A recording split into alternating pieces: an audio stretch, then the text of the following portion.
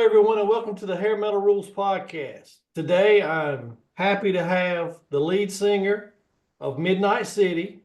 Is it Wildy or Wild? It's wild. Wild. Okay, I wasn't sure because there's an E on the end of it. I wanted to get it right. Mr. Rob Wylde, thank you for coming on the show and welcome. Oh, thank you very much for having me, Jeremy. It's great to be on your show. I've been listening to your music today. You guys have the 80s Sunset Strip sound down to a pat. Oh, thank you. Thank you. That's a really good compliment. I mean, that's basically what it's all about, and it's not trying to be anything other than that good old kind of late 80s, early 90s American hair metal. So You know, yeah. in my opinion, Rob, there was no.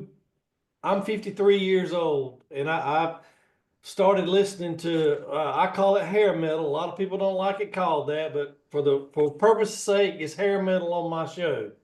I've been listening to hair metal since I first heard Night Songs by Cinderella back around '85, and I would say it's the best decade to have been a teenager and the best decade of music in my opinion. And I'm glad there's bands like Midnite City that are out there, keeping the sound alive.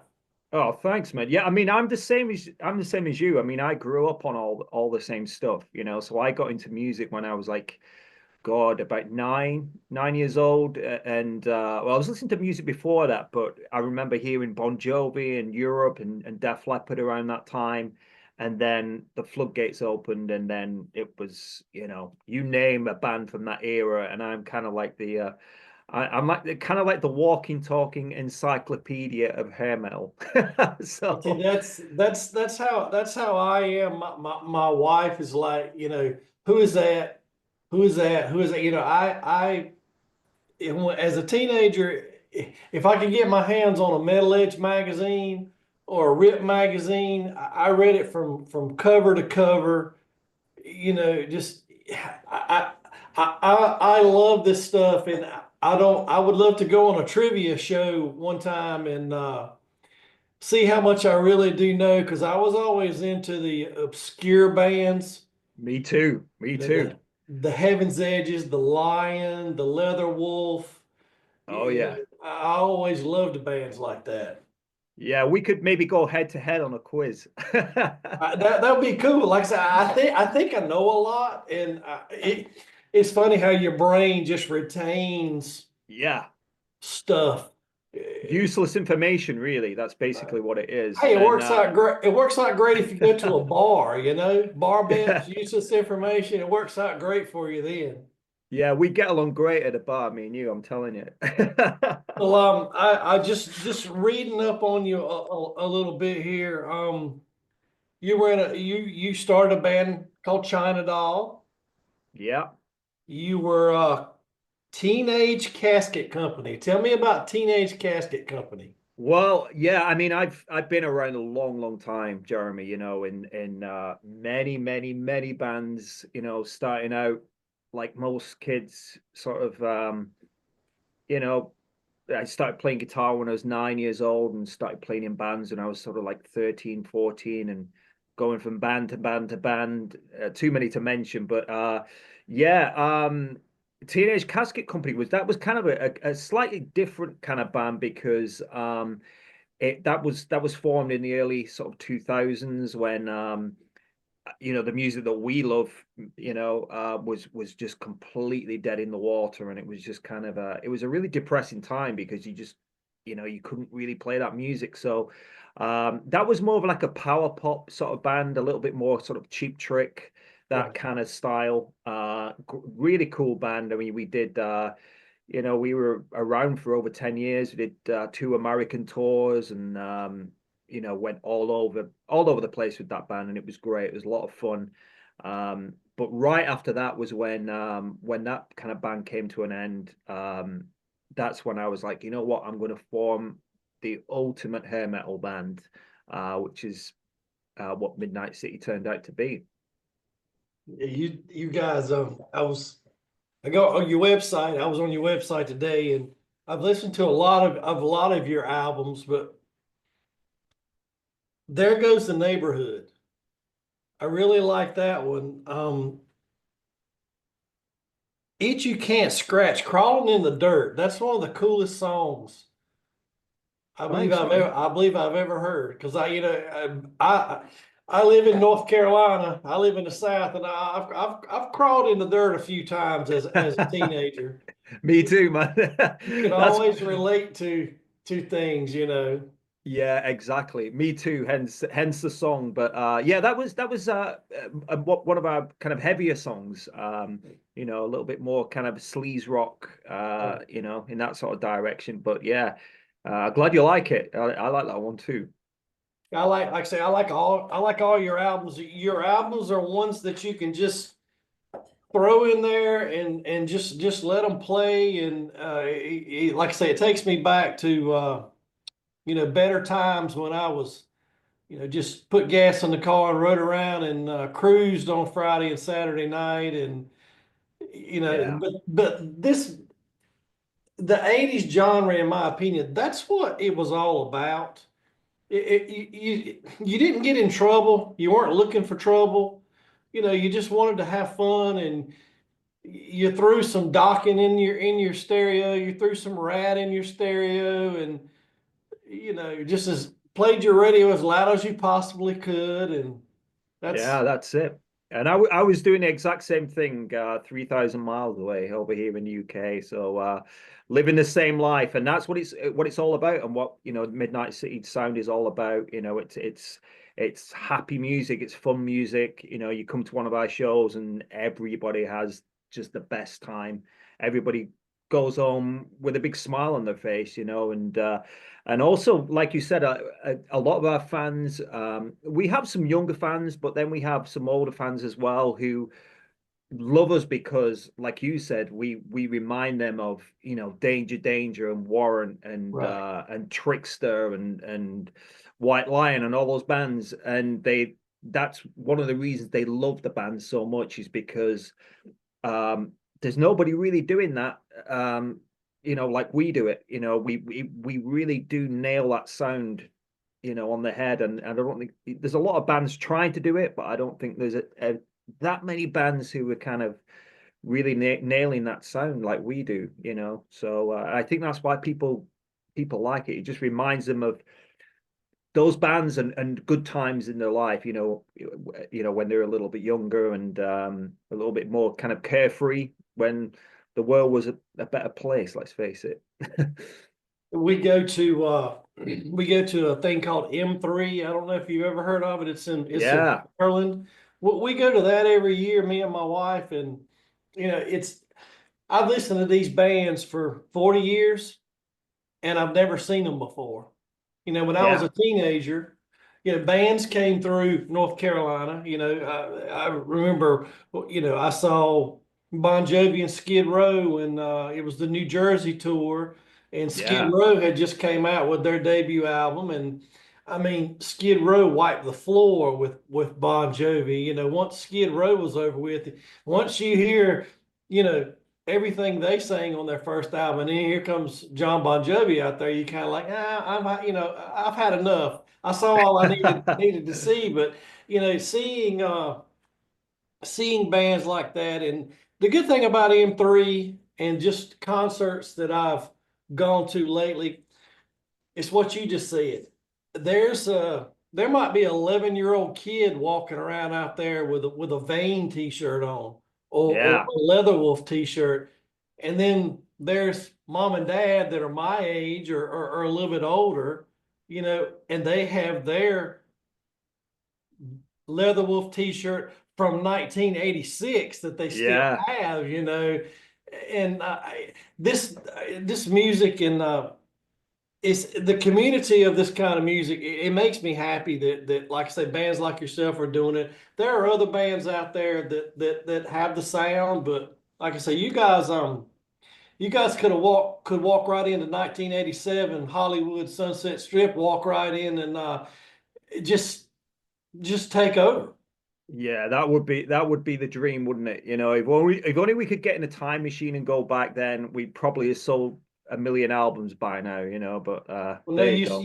you steal my thunder because I say on my podcast all the time, my podcast is not one of these big productions.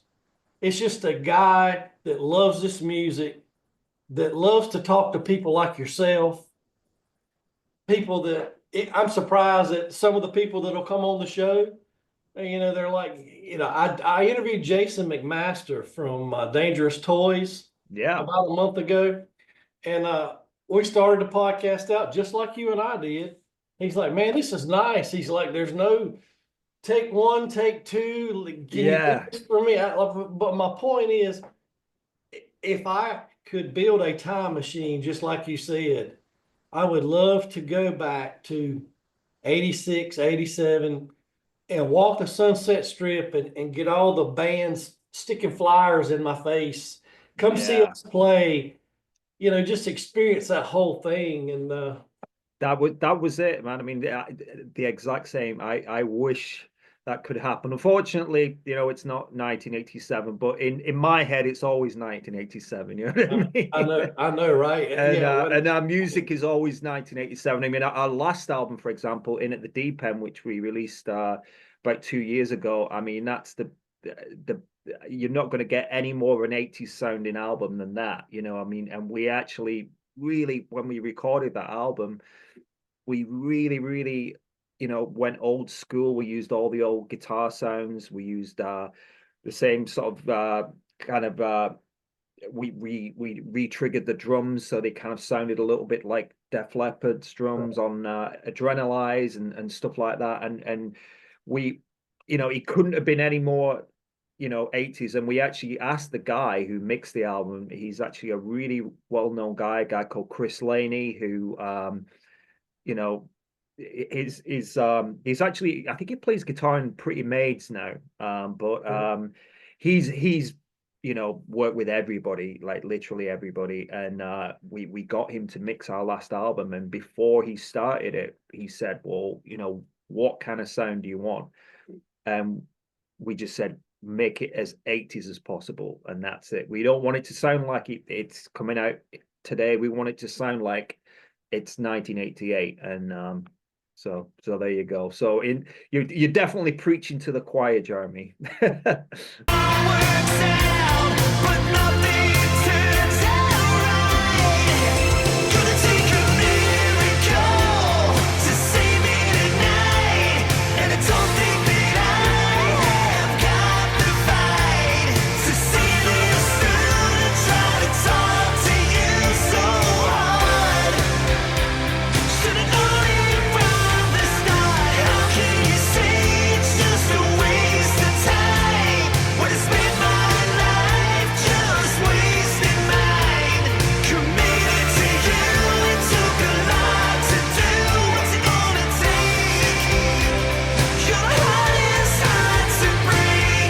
I love how you rattle off. You like I said, I could sit down at a bar with you and have a whole lot of fun with you, sir. I love how you just casually rattling off, bands like White Lion, bands like blah. I love it because, like I say, I live my life, but I have to do what I do every day, just like you do as well. But when I get up every day, my body might feel like it's 53, but when I get up every day, sir, I'm 17 years old, and Yeah, I still collect. If I can, find metal edge magazines on eBay, me too. Rip Me too. magazine, those kinds of things. Yeah, I'm It's the just, same. but they tell you not to stay stuck in time, but being stuck in the 80s is not a bad thing. And it's not just, the music. It was just, the 80s were just, it was a fun time, and It was great for everything, movies, TV, sure. just everything was better, wasn't it? So I mean, that's why I still kind of like live like it is the 80s, and it's kind of, I'm too old to change now as well, so it's kind of I've got way past that point of changing, so I'm gonna be stuck like this, for the Yeah, like, foreseeable future. I'm not gonna change either. I told my wife, I was like, I always wanted to do, I always wanted to, what I love to do is I envy the guys on Hair Nation on satellite radio. Yeah, Just being a DJ and playing the junk you just love to yeah, hear. And I'm friends with Mark Striegel. He's on there on the weekends and he's on like Ozzy's Boneyard and stuff like that. And I've strung up a relationship with him, and he's a lot like you, but he's younger, so he knows a yeah. lot of the '90s, the 2000s kind of stuff. I stopped at around 91. You know, Yeah, I go to about 92 and then there's a cutoff because there was a couple of good albums in 92, Warrant's Dog Eat Dog, there was Wild Side, Under the Influence, Trickster's second album was great in 92. But then that was kind of like the cutoff point for me. It was all over after that, wasn't it? So well, I hope I hope you make a good living doing what you're doing, playing the music from three, almost 4 decades ago. I hope I really hope you do. I mean, I imagine it'd be a lot of fun. I it don't know is. what it feels like to be. What is it like to be Rob Wylde? What is it like to be you? I mean, how do you go from everyday life, your normal life, to getting ready to go out on Yeah. stage? You know what? That's a really good question because, like most musicians, I have to do a few different things to kind of make a living doing this, because anybody that says that they can make a living doing this is full of crap because they can't, everybody's doing something else. So, me, for example, obviously I have Midnite City. I have a Poison tribute band that I Really? obviously play in. Yeah, I go out on my What own. I is your do, role in the Poison tribute band? of Who are course, you? I'm Brett Brett Michaels. Michaels. All right. Yeah, yeah. So and that's great because that's a lot of fun because it's a band that I grew up idolizing when I was a kid. And then I go out on my own. I do solo acoustic shows. So I've played with everybody from I did a tour with Ted Poley a couple of years ago. I've toured with Mike Tramp from White Lion. The list goes on and on and on. So I do that as well. I also teach guitar and bass as well. And it's kind of like spinning a lot of different plates that affords me to be able to go out and do what I really love doing, which is Midnite City, So, but for me, there is nothing better than doing that. I mean, it's my the band I always wanted to put together. Sure. Um, I believe in it so much, and I'm so passionate about it, And when I go on stage, I think everybody gets that, with the band, and everybody's so um I don't think you can really fake that kind of thing. You if you really mean it, people connect with it, and it seems to be working, because I mean we've played, you know, we've been to Japan a couple of times, and we're actually coming to America in March. We're doing the Are Monster you? Rock cruise. Yeah. Are you going to be on the Monsters of Rock cruise? Yeah, yeah. So it seems like, we've done a ton of other stuff as well, but it really seems like, obviously it's never going to be mainstream like it was back in the day, but there is definitely a market for it. There are people that genuinely still love this music, and even some younger kids that are getting into it as well. Um, but like I said, just backtracking a little bit, everybody in this business has got to do other things to kind of, keep ticking along, But as soon as I'm in the zone, once I've warmed up my voice and I'm ready, and I've got the eyeliner on, then I'm ready to go out and destroy on Sure. stage. You know what I mean? It's kind of like eye of the tiger moment. Well, you're doing something you love to do. You've heard the old saying, if you love what you do, you never work a day in your life. That's right. That's You right. know, But and you know it's neat that you know you've worked with so many other artists being solo. I mean, just looking at you, you're a well-rounded musician. You sing, you play bass, you play guitar. Do you play drums too? Yeah, yeah. Look at you. So you could go out there. You remember, I don't know if you've ever seen it before with the guys back in the 50s that had a drum here and they had the cymbals here and they had Yeah. horns on their feet and they sang. You're a one-man band. That'll be me in like 20 years from now when it all goes to shit. When when your bones crack and pop just a little too much, Yeah. you gotta slow down. That'll be me doing, I'll be out there doing winger songs. Doing winger songs. You know, it's funny you talk about Winger. I I think Winger was an excellent band. They are so talented, but yet they got the bad rep from Beavis Yeah. and Butthead, the little kid next door wearing the Winger t-shirt. You know, I read in a book that they were on tour playing 30,000 people. And believe it or not, that kid on MTV put a bad mark on Winger and their total started going down. And Kip Winger said by the towards the end of it, from 30,000 people, they were playing to 5,000 people or couldn't even get enough people to come to the show, all because of a cartoon.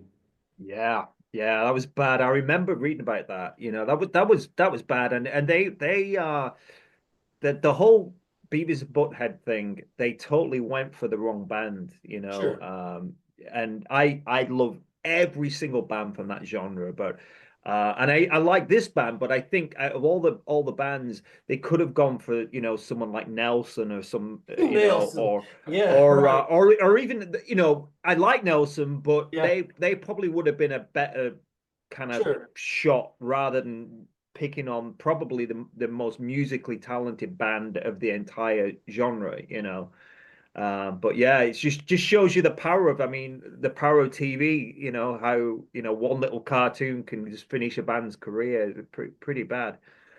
What's the first concert you ever went to? First concert was Europe. You remember the band Europe, Oh Swedish yeah. band?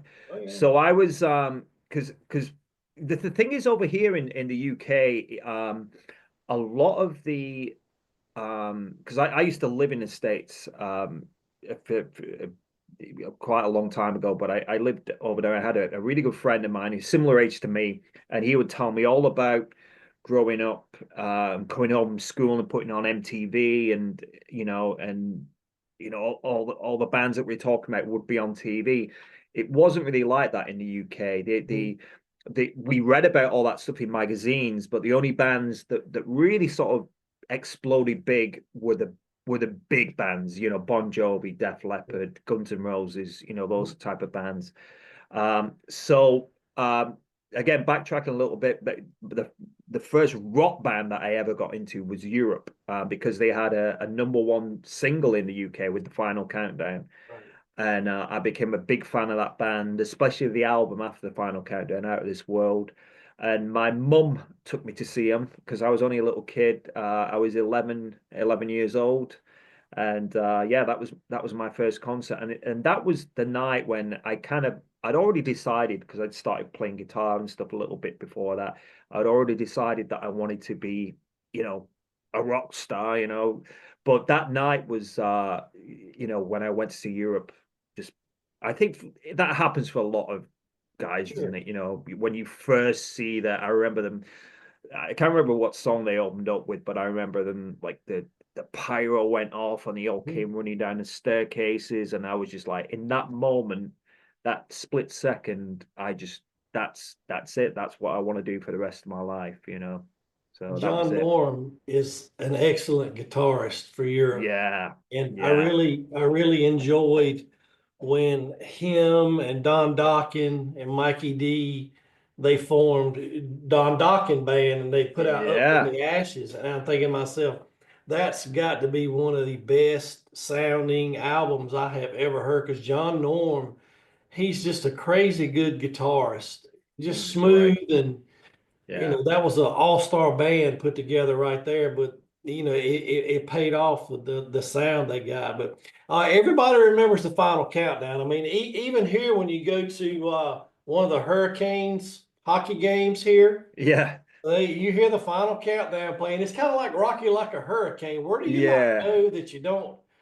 hear It Rocky Like get a Hurricane? So yeah, it gets overused a little bit, that song. sure. But what was your first concert then? What My was first concert was when believe it or not, it was small. We had a little club down the road here in Fayetteville called the Flaming Mug, and it was actually a major pit stop for the hair metal bands back in the day. And Hmm. how's 12th grade? A bunch of my friends, we went down there and we actually saw Sabotage and a band called Cold Sweat, which Oh had yeah, with Mark Ferrari, right? yeah. And that Yeah. was when their first look at you, Mark Ferrari. Yeah, there you go. Yeah, And yeah, that from was Kiel. yeah, from Kiel. Yeah. Yeah, Yeah, yeah. they opened up for Sabotage when their breakout album came out, and that's the closest I've ever been because I mean the Flaming Mug's probably about as big as this bedroom. It had a pool table and a bar. And Great. either you were in the military, you had long hair, but see, my parents were pretty strict. They wouldn't let my hair grow out. But Right. I always I had friends in school back then in like 87, 88. Everybody wanted to start a band up in high school, and Yeah. some of them probably couldn't get enough pennies in a hat that people passed out to buy a coat. But Yeah. I had a couple of friends that were in bands, and in a band, they were really good. They could listen to something and pretty much play it. But Mm. yeah, that was the first concert I saw.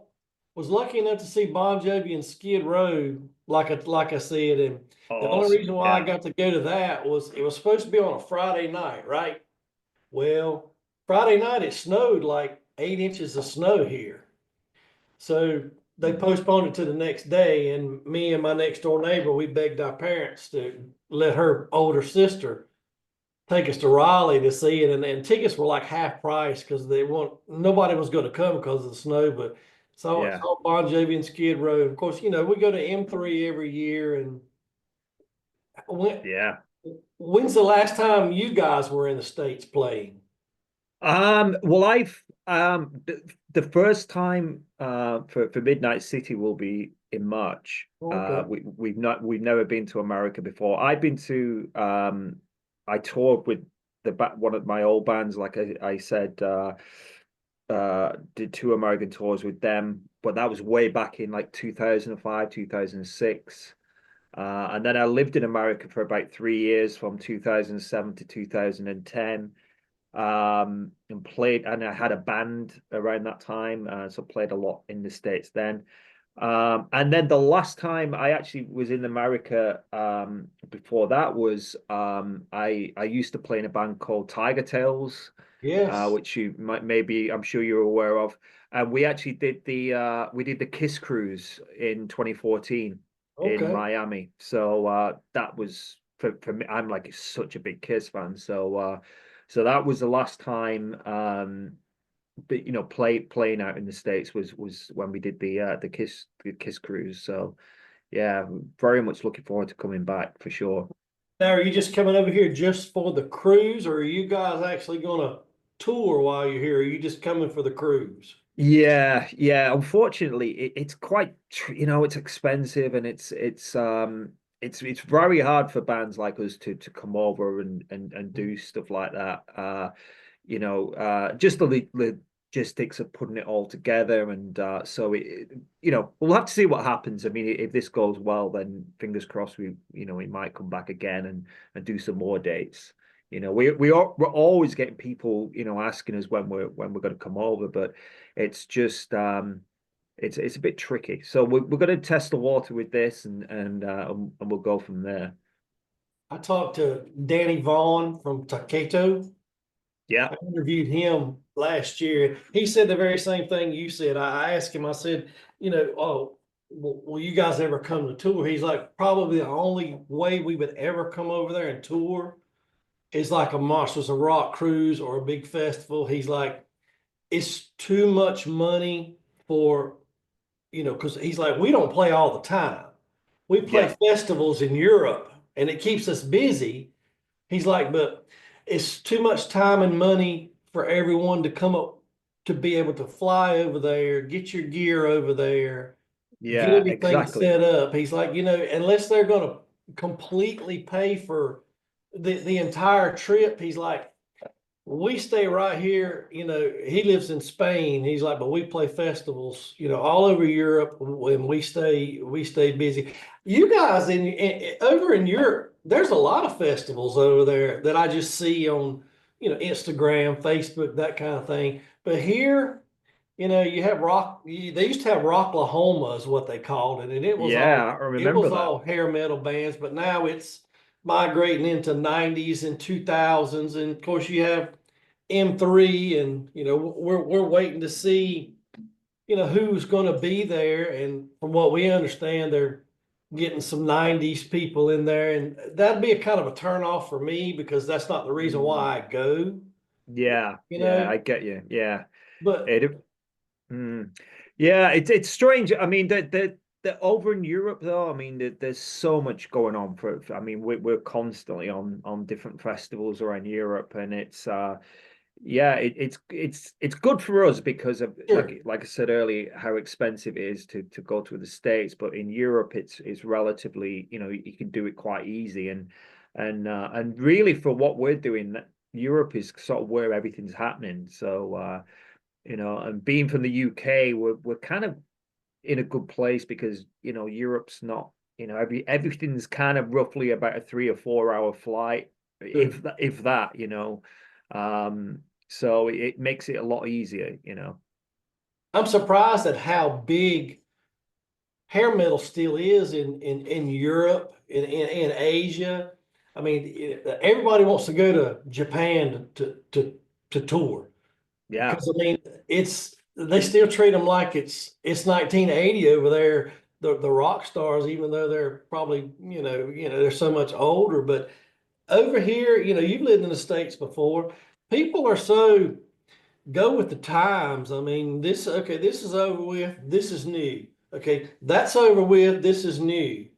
yeah, It's yeah. like when I talk to a lot of people, and like we talked towards 89, 90, 91.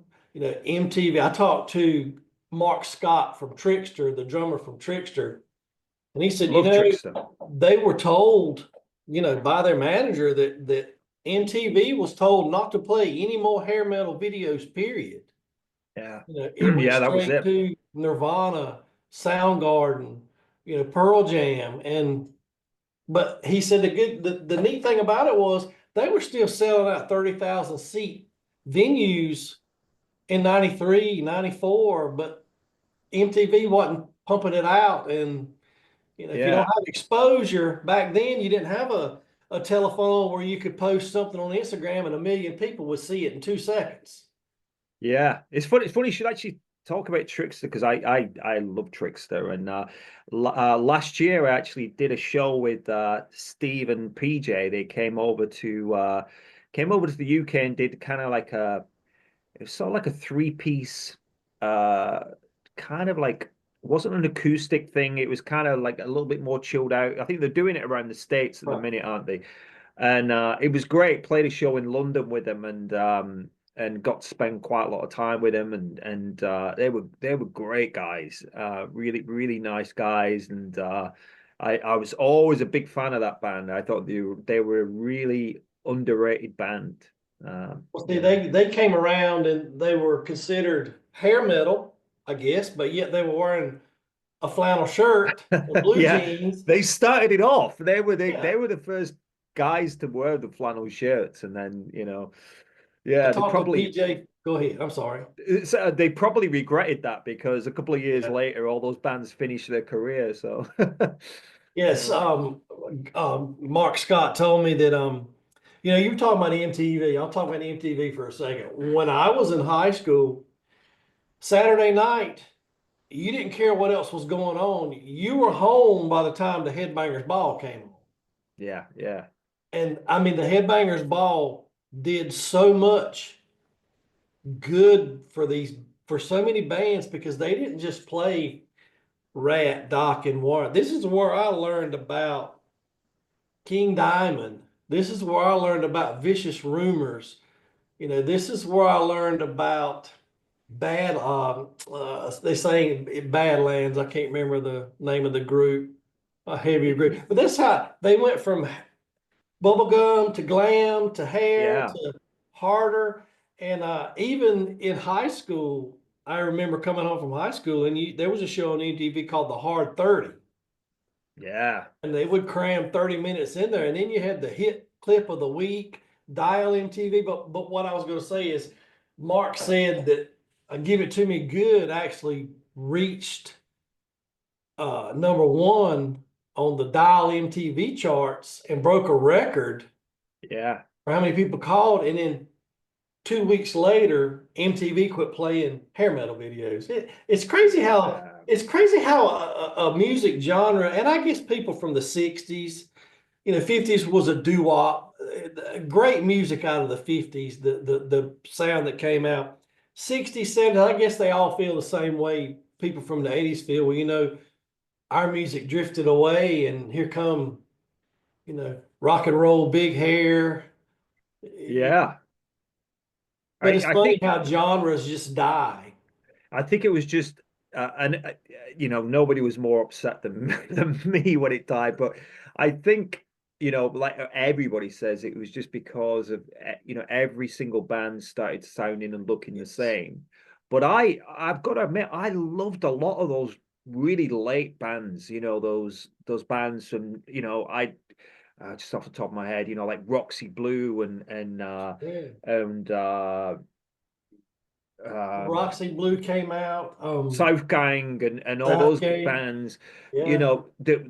tough, those bands that came out in like 1991 that were blamed for finishing off the hair metal thing. Sure. I loved those bands. I thought they were great. And yeah, of course they all sounded like, they either sounded like Poison or they sounded like Bon Jovi or they sounded like Guns N' Roses. They were kind of one of those three.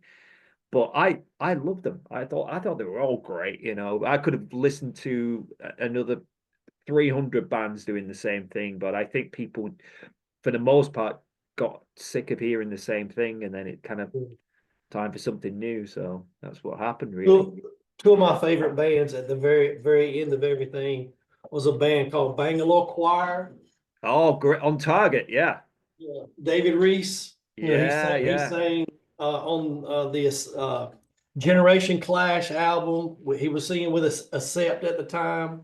And yeah. another band that came out of there that I really like, of course, was Heaven's Edge. They were Um, great.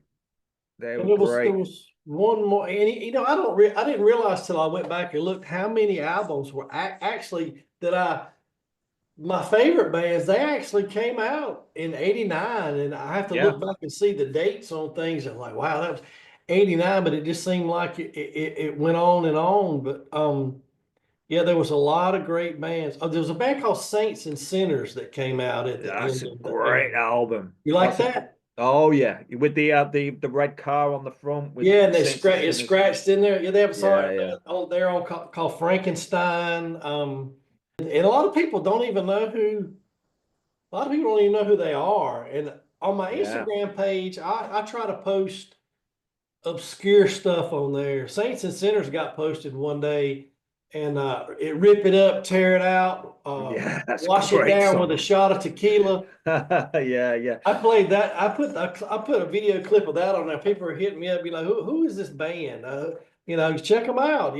I wish me posting stuff would boost these guys, and maybe it does. Who knows? They'll go out and buy their album. I don't know how royalties work 40 years later. I really don't know, but iTunes, they get money off of iTunes and stuff like that. So yeah, yeah, you're an interesting guy. I have followed you.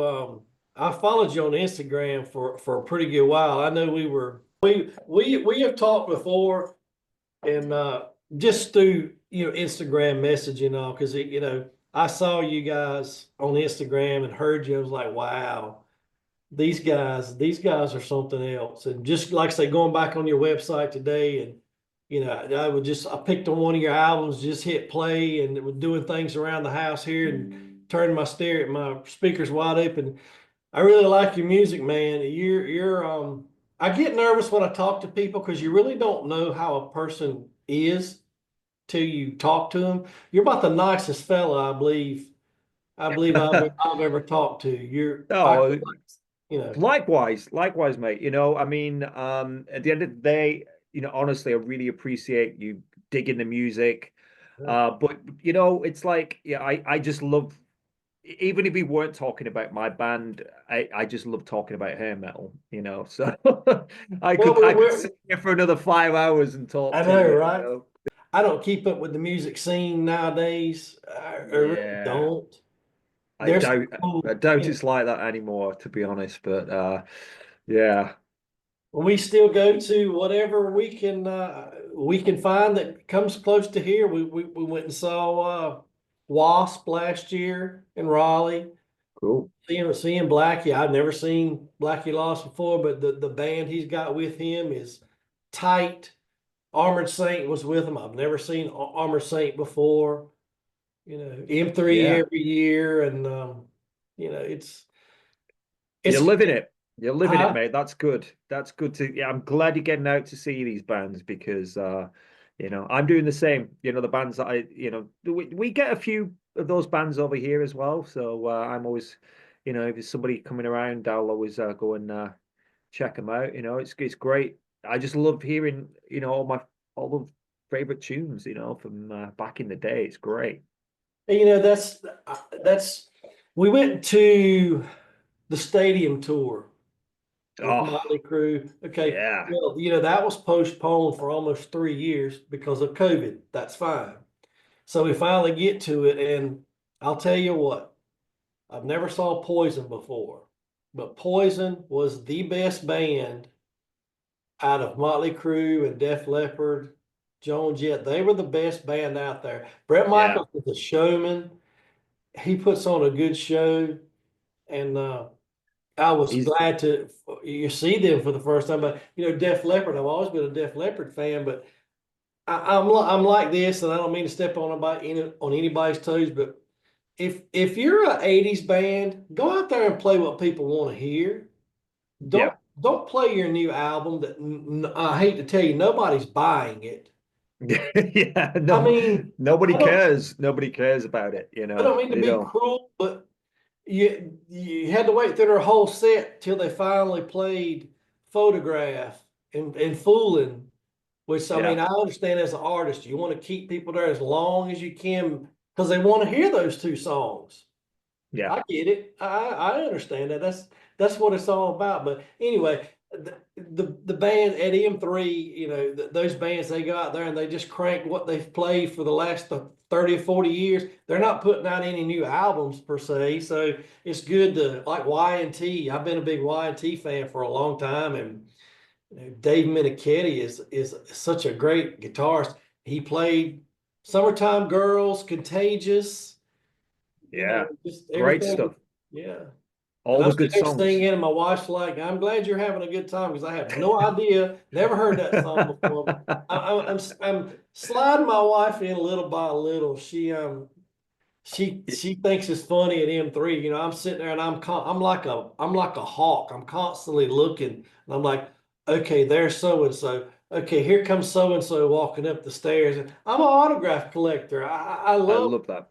I I love to love it. close enough to these people that like I say, you've been a fan for somebody for 40 years, and you finally meet them, and you really don't know what to say. And that's why I have my wife with me. She initiates conversations for me so I don't stammer, and you know what I Oh mean? man, no, that's cool though. I don't think there's anything wrong with that at all. I mean, um, I'm still a massive fan of bands, even though I do this. This is what I do. And we have kids coming up to us after gigs, and really excited to meet us. But to me, I'm still in awe of what my heroes when I Yeah. was 14 years old are still my heroes now, and I still I've been lucky enough to meet the majority of them and play with a lot of them and tour with a lot of them. But that never gets away from me, and it always kind of keeps you sort of grounded. You know what I Sure. mean? Because if you the day you don't have heroes is, I know, right? the day's over really, as far as Yeah. I'm concerned. The You the always the have to have somebody that you look up to, and and I don't think there's anything wrong with that. the days the excitement is gone kind of takes the fun out of it.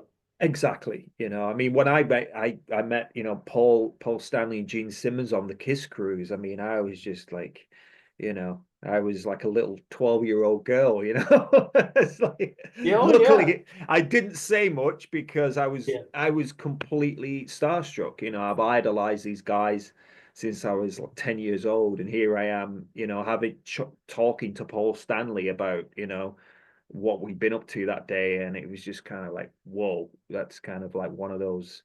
And that's happened with so many, Sure.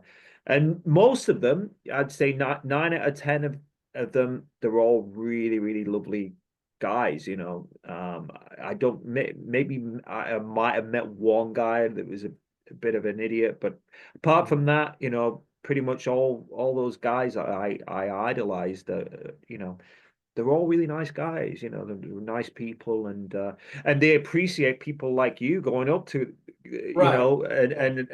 so don't ever feel like, nervous about it, because they trust me, they love that stuff when someone like you goes up and chats to them and wants their autograph. That's what, keeps them ticking over. Well, sir, you're such a nice gentleman, and it's a I'm honored to have met you. Like I said, I followed you on Instagram for a year and a half now, and thought I would take a chance and say, hey, I'm going to ask him what he like to do the podcast. Probably ain't the best podcast you've ever been on, but I do hope you had fun.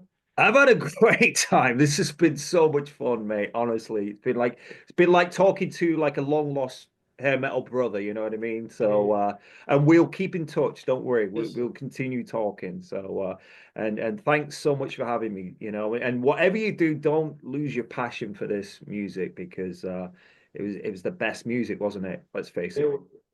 I totally agree. Best music in my anybody in whatever era they grew up in is going to say the same thing. But I can honestly say the '80s was it was great, and I'm so glad you guys are still. Midnite City is out there. If you want to hear, folks, if you want to go back to the '80s and you want to feel like you're on the Sunset Strip, if you want to go back to the '80s and remember what it felt like when you were 16 years old cruising around on Friday night, you need to listen to Midnite City, and they'll take you back to, trust me, a whole lot better place and time than where we're at now. Absolutely, Thank you man. so Thank much. you. Thank you so much, sir, for being on the podcast. You're Good luck welcome, to buddy. you.